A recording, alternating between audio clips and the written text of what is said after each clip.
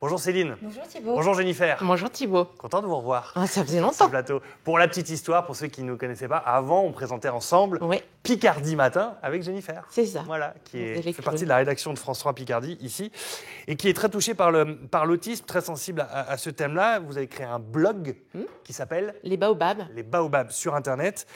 que je co-anime avec Peter Padfol, qui est Voilà. un dessinateur de presse bien connu chez nous. Et ensemble, vous travaillez pour essayer de mieux faire connaître cette pathologie. Céline, comment est-ce qu'on peut résumer l'autisme précisément, Alors, de manière très délicat. ludique? Et puis, quand on a préparé la chronique, on s'est quand même rendu compte que c'était fréquent. Aujourd'hui, ça touche une naissance sur une centaine, qu'il y a dans toutes les gens pensent qu'il y en a nettement moins que ça peut toucher tout C'est le une monde. maladie moins connue qu'on croit. Voilà, c'est lié en fait à une anomalie du développement en fait cérébral qui va se manifester par des troubles qu'on peut détecter très jeunes, et d'ailleurs c'est très important de le détecter très jeune, notamment dans les relations en fait aux autres, et puis parfois avec des comportements stéréotypés. Alors ça c'est les mots, je pense que le mieux c'est de parler en fait en pratique comment ça se passe.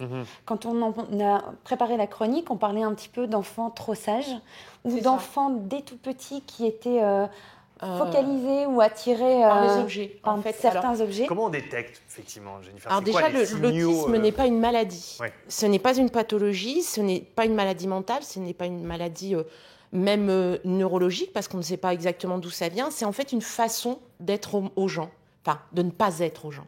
C'est une façon d'être au monde qui est complètement qui est particulière. Peter a l'habitude de dire que un enfant autiste, en fait, c'est un peu comme si c'était un Mac qui évolue dans un monde de PC ou de Windows, quoi. C'est un peu ça. En fait, ce sont des enfants qui ne sont pas intéressés, qui n'ont pas le sens de la relation sociale. Pour eux, ça n'a pas d'intérêt. Ils sont plus attirés par les objets parce que c'est constant, ça ne change pas finalement un objet et c'est quelque chose qui les rassure. Ce sont souvent des enfants qui sont hypersensibles au niveau auditif, au niveau sensible sensoriel. Moi, je vois mon fils, il y a des matières qu'il ne supporte pas de toucher et on sent que c'est douloureux pour lui.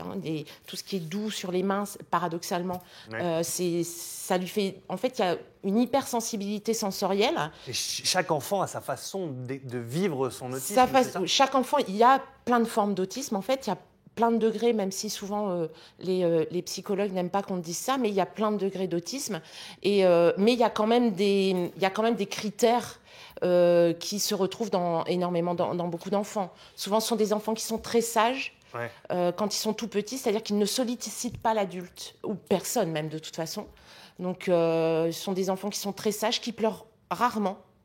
Moi, le mien pleure. Quand il pleure, c'est que vraiment ça va pas. Il est un peu insensible à la douleur, donc c'est assez compliqué au quotidien. Et surtout, c'est un enfant qui ne s'intéresse pas aux gens, quoi, en fait. Donc, il sollicite très peu il sollicitait très peu ses frères et sœurs.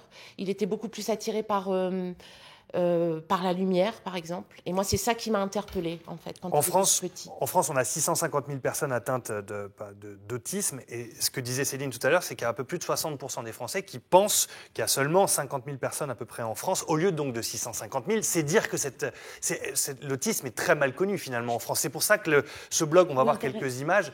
C'est ça l'intérêt d'en parler. D'en parler par votre expérience et de faire partager aux gens ce que vous vivez. Oui, parce que c'est vrai que on pense souvent que le quotidien de parent autiste, c'est vrai que c'est compliqué, il ne faut pas non plus se voiler la face.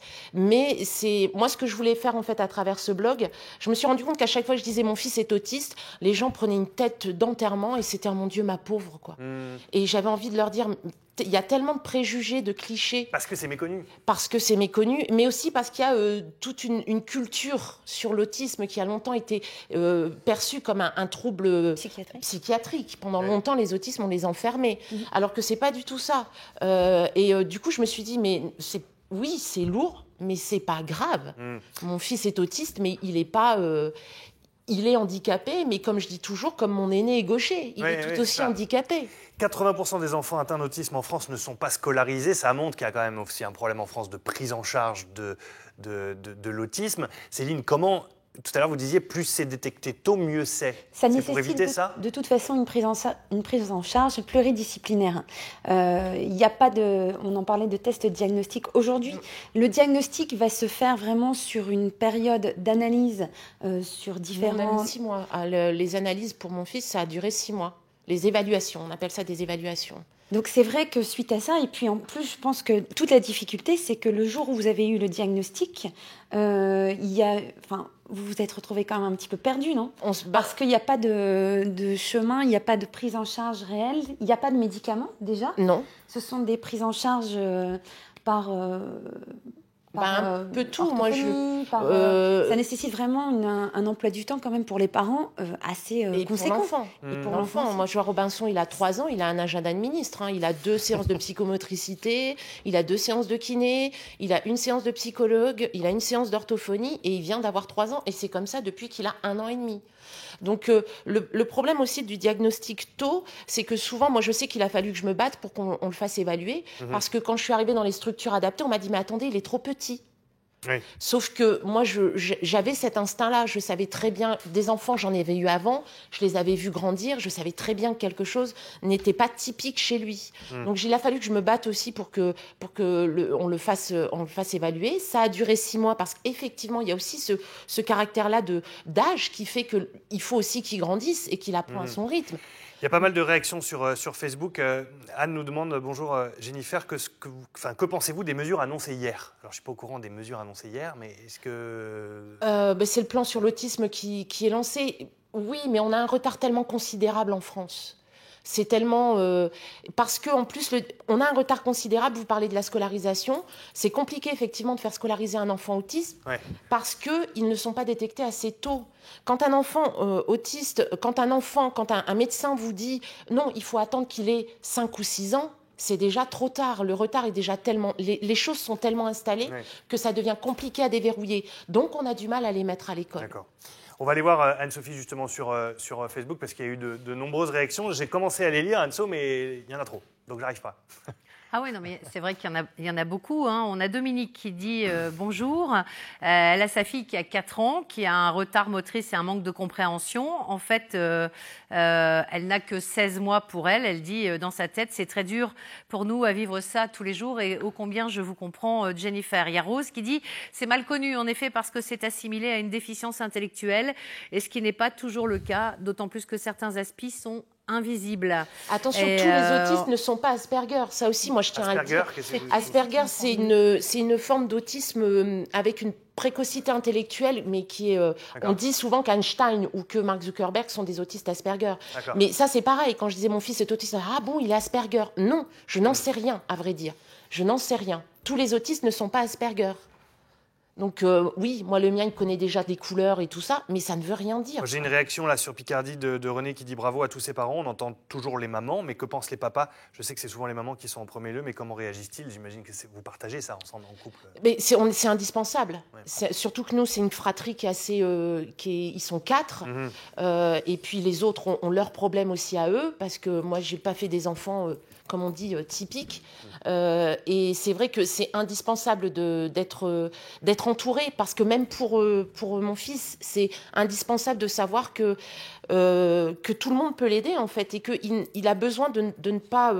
parce que, par exemple, une chaise, on lui a appris... Rien n'est naturel chez lui. On lui a appris à s'asseoir sur une chaise et à rester assis.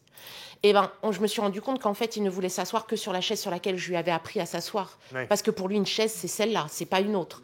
Donc, il a besoin aussi de travailler avec d'autres personnes pour se rendre compte que d'autres que moi ou son père peuvent lui apporter des choses. Et ça, pour la scolarisation, c'est indispensable. Très bien. Merci Jennifer d'être venue sur ce plateau pour nous parler au lendemain de la Journée mondiale de l'autisme de ce type de vie, ce style de vie finalement. Parce que voilà, c'est pas considéré comme une maladie et c'est pas considéré comme une c'est une grande... Moi, je voulais dire surtout aux parents, si vous avez des doutes, n'écoutez pas quand on vous dit, vous êtes les médecins, pardon Céline, mais oui, on va vous dire, vous êtes une mère limite abusive, laissez tranquille, laissez grandir votre enfant. Non, si vous avez l'instinct, vous avez des doutes, même si vous faites évaluer et qu'il n'y a rien, faites-le quand même. Parce que la prise en charge à 2 ans, il faut le faire, quoi. Très bien. Merci Jennifer, merci pour ce message. Merci Anne-Sophie de nous avoir relayé quelques questions. Vous êtes nombreux sur Facebook et je pense que Jennifer va répondre. Beaucoup.